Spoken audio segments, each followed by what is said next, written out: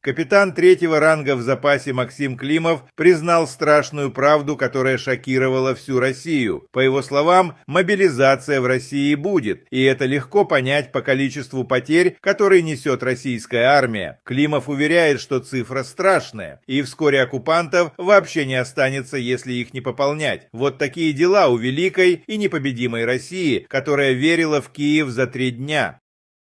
Сейчас все идет, вот что бы там ни верещали, все идет к грядущей мобилизации. Тема действительно больная. Для общества оно осознало и масштабы потерь и прочее. А тут возникает вопрос с точки зрения адекватных. А простите, а почему у вас не хватает личного состава? Давайте-ка разберемся, может разберемся, почему потери такие. Именно реально посчитаем, какие реальные потери, сколько составляет и так далее.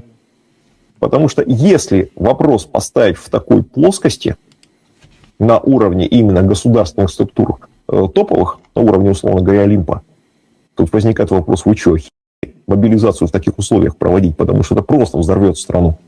Просто-напросто. Максим Климов прямо признал, что на фронте дела идут ой как плохо. Успехов нет совсем. Да что уж там. Вообще ничего позитивного не происходит. Оккупантов не считают за людей даже в России, а вооруженные силы Украины показывают, как нужно воевать. И в связи со страшными сводками с фронта Климов сделал вывод, что Кремль серьезно просчитался, и к победе их никто не приведет.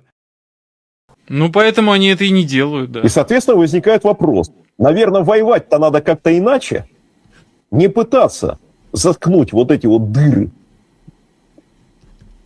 мясом, человеческими. Это означает следующее. Это означает соответствующее.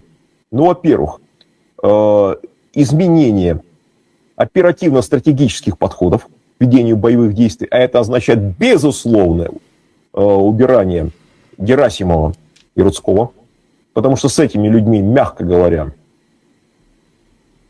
ничего хорошего здесь уже не будет. То есть эти люди не способны переломить на оперативно-стратегическом уровне, оценить, переломить парадигму ведения боевых действий. Второй вопрос – это материальный фактор.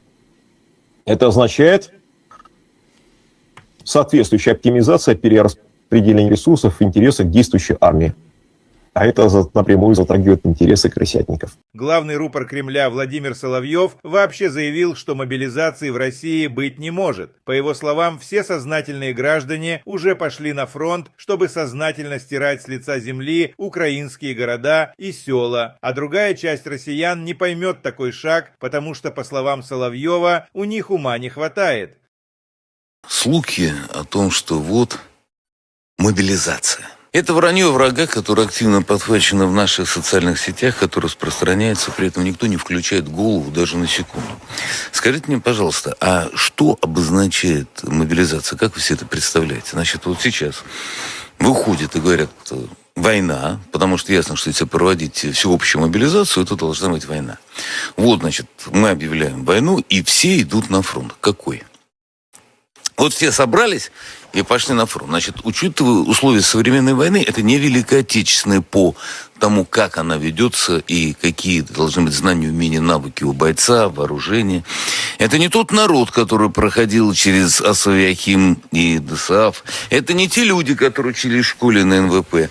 То есть в своей основе это уже выросло поколение, которое не очень хорошо вообще понимает, что от него хотят, и считает, что их задача ковыряться пальцем то в зубах, то в регулярно при этом не меняя пальцы. То есть это совсем другие люди. И вот вы хотите, что вот в это общество, в котором такое количество дебилов и отношение к ним, пришли и сказали: граждане Отечества в опасности?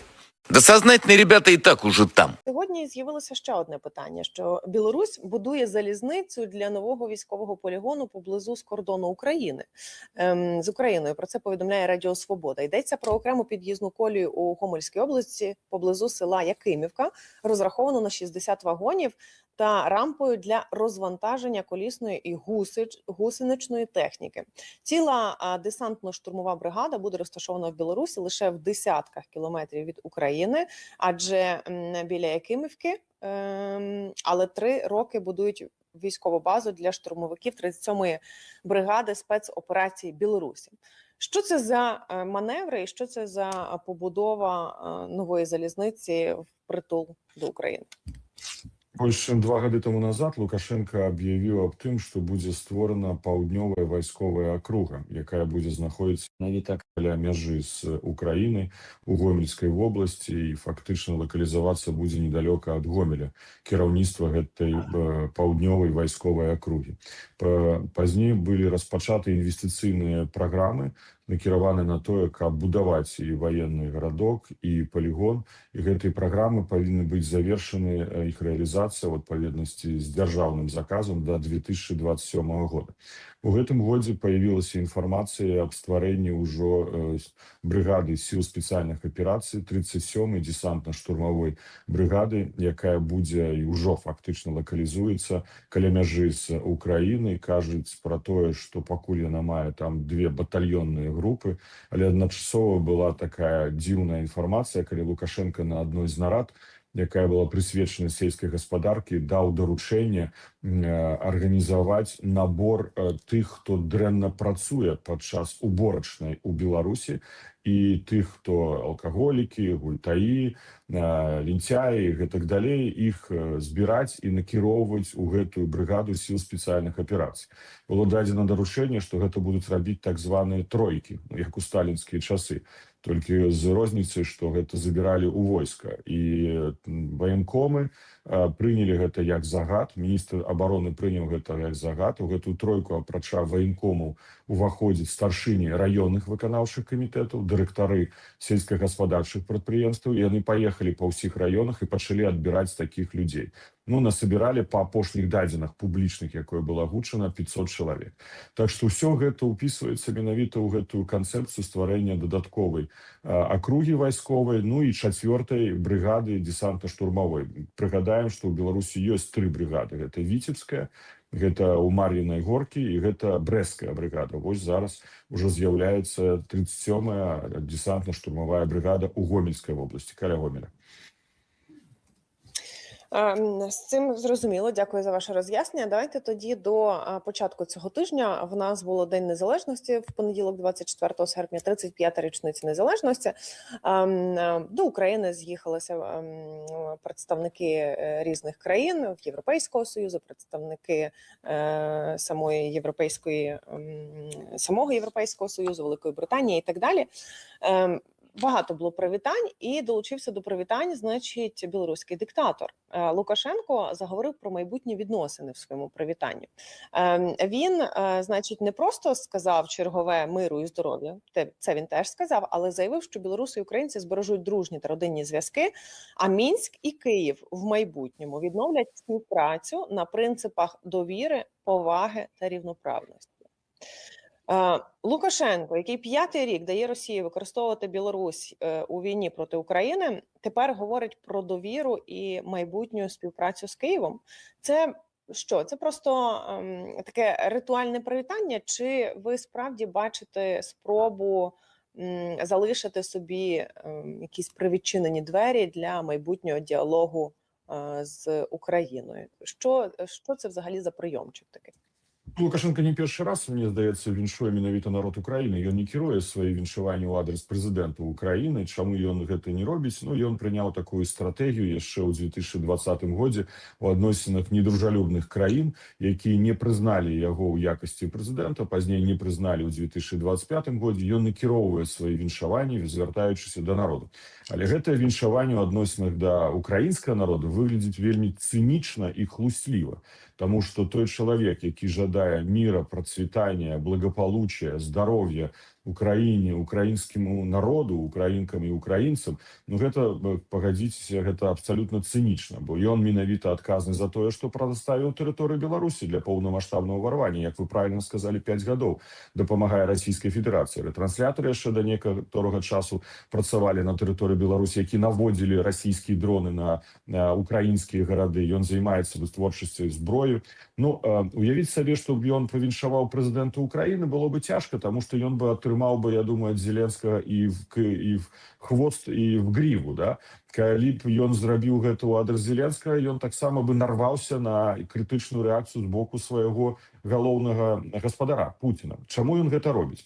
Ну, робіць ён першае для таго, каб унутр Беларусі частцы тойга грамадства, якое глядзіць толькі прапаганду, прапагандысцкія каналы, ўсё ж таки не забываем, што ў Беларусі поўная цэнзура, няма незалежных сродкаў інфармацыі, можа, дзякуючы у тым ліку нашым эфірам мы даходзім да часткі грамадства Беларусі, але частка не глядзіць незалежныя СМІ, і вось яны бачаць, што такі добренькі Лукашенко, які выступае за мір, за сяброўства, за гістарычныя сувязі паміж Украінай і Беларусю. Другой месседж, конечно, ён працуе і будзе працягваць працаваць да апошняга, каб дамагчыся правядзення перамоваў пра мір ва Украіне менавіта ў Мінску, так званы Мінск-3. Але вельмі паказальна, што пасля гэтага свайго паслання украінскаму народу ён сустрэўся з губернатарам Архангельскай области Российской Федерации и сказал, ну, дословно можно процитовать: «Мы на одном фронте, и роль Беларуси в этих сложных обстоятельствах очень сильно возрастает». То это значит, что он адначасова кажа, што ён воюе супраць Украіны разам з Расійскай Федэрацыяй, калі ён кажа, што мы на адным фронте. Чаму ён гэта зрабіў? А таму, каб таксама падкладачку зрабіць у выпадку сітуацыі, калі Пуцін будзе незадаволены гэтым віншаваннем у адрес украінскага народа. Так што Лукашенко тут як хамелеон. Ён хлусіць, ён цынік, ён гуляе у сваю гульню, ну і хацеў бы, конечно, мець гэтую перспектыву Мінск-3. Але давайте не забывацца, што менавіта учора пачалося шмат вайсковых вучэнняў на тэрыторыі Беларусі, абвешчаны вучэнні ВВС і ПВО, якія будуць працягвацца до 10 верасня. І яны будуць займацца менавіта абаронай вайсковых аб'ектаў і вайсковых фарміраванняў у выпадку паветраных удараў па тэрыторыі Беларусі. Абвешчаны вучэнні Міністэрства ўнутраных спраў Беларусі. Яны прымеркаваны менавіта да таго, як будуць дзейнічаць органы райаддзелы унутраных спраў, іншыя структуры міліцыі у выпадку военнага становішча. Абвешчаны вучэнні камендатур по тэрыторыі Беларусі. Значыцца, як працуюць яны у сітуацыі военнай, калі трэба забяспечыць адпаведны парадак. Абвешчаны вучэнні войск тэрытарыяльнай абароны двух абласцях. Учора яны праходзілі ў Мінскай вобласці, а сёння праходзяць у Гродзенскай вобласці, у 3 раёнах. Пазаўчора дзяржсакратар Савета бяспекі Вальфович заявіў аб тым, што мы пачынаем вучэнні ў адной з артылерыйскіх брыгад. І нават задэклараваў, што гэта будуць больш комплексныя вучэнні, правяраць, як кіраўніцтва Мінабароны Генеральнага штаба кіруе сваімі вайсковымі падраздзяленнямі. Ну і апошняе, што магу сказаць, учора пачаліся вучэнні военных корэспандэнтаў. Яны сабралі 24 прапагандысты, блогера, і накіравалі ў брыгаду сіл спецыяльных аперацый. Так што Лукашенко з аднаго боку хоча быць нібы пасярэднікам, а з другого боку робіць усё, каб ствараць напружанне ў рэгіёне і ствараць пагрозы. Окрім привітання, в той самий день відбувся ще обмін полоненими. До України повернули 10 захисників, яких вважали зниклими безвісти. Обмін відбувся, значить, за посередництво на території Білорусі. І ось це також викликає питання. Лукашенко намагається повернути Білорусі роль переговорного майданчика між Києвом і Москвою. Що це за посередництво таке? Ну, давайте разберемся. На территории Беларуси уже не первый раз отбывались обмены военнополонными. По формуле там 185 на 185, было 500 на 500. Там Лукашенко играл роль только техничную. Организовать доставку, открыть пограничный переход. Посередниками выступали іншие третьи краины.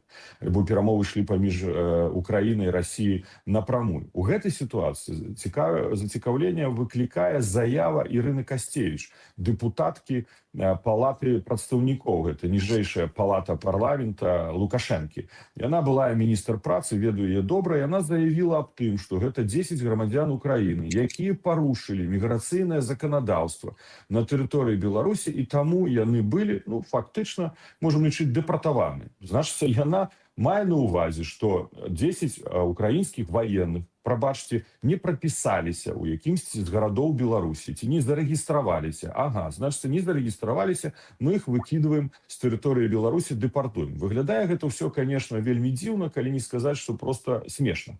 Здаецца, што тут сітуацыя раскрываецца вельмі проста. Гэтыя 10 украінскіх ваенных знаходзіліся фактычна ў ваенным палоне на тэрыторыі Беларусі. Мы ведаем, што на тэрыторыі Беларусі існавала, і нават да сённяшняга дня, хутчэй за ўсё, існуе 5-6 цэнтраў фільтравання военнопалонных украінскіх. Гэта фактычна група украінскіх военных, якая знаходзілася ў военным палоне на тэрыторыі Беларусі, і тут узнікаюць рызыкі для Лукашэнкі, што ў гэтым кантэксце можна будзе разглядаць яго як бок военнага канфлікта, вайны, якая ідзе паміж Украінай і Расіяй, да, дзе агрэсарам выступае Расія. Так што ён хутчэй хоча пазбегнуць адказнасці ці не фокусаваць сваю роль у гэтым, але і маеце рацыю, ён стварае таксама, зноў-такі падставы, платформу прадэманстраваць, што вось я гатовы быць тут ачышчаным, да? Я ачышчаюся нават ад ваенных палонных, я хачу быць пасярэднікам, праводзіць у перспектывы гэтай мірнай перамовы, пра што ён уже размаўляў з Пуцінам.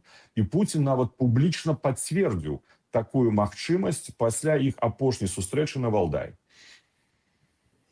Ну, якщо це все аналізувати, і ось це прокладання всіх місточків і доріжок виглядає так, наче Лукашенко якийсь загнаний в кут і не знає, куди йому бігти, з ким розмовляти, і він намагається, значить, зі всіма говорити, по чуть-чуть закладати там якісь свої меседжі, але, очевидно, це відбувається в якомусь хаосі, не знаю, можливо, під дією страху чи щось такого. Чи правильно це я розумію, чи насправді все по-іншому відбувається, і він себе спокійно почуває і веде свою якусь там подвійну, потрійну гру. Ну, Лукашенко майстар у гэтых справах, ён заўсёды гуляў на розных фронтах і спрабаваў выйграць максімальнай карысці для сябе, каб захаваць сваю ўладу. Давайте не забываць, што галоўнай мэтай Лукашэнкі з'яўляецца менавіта захаванне яго ўлады.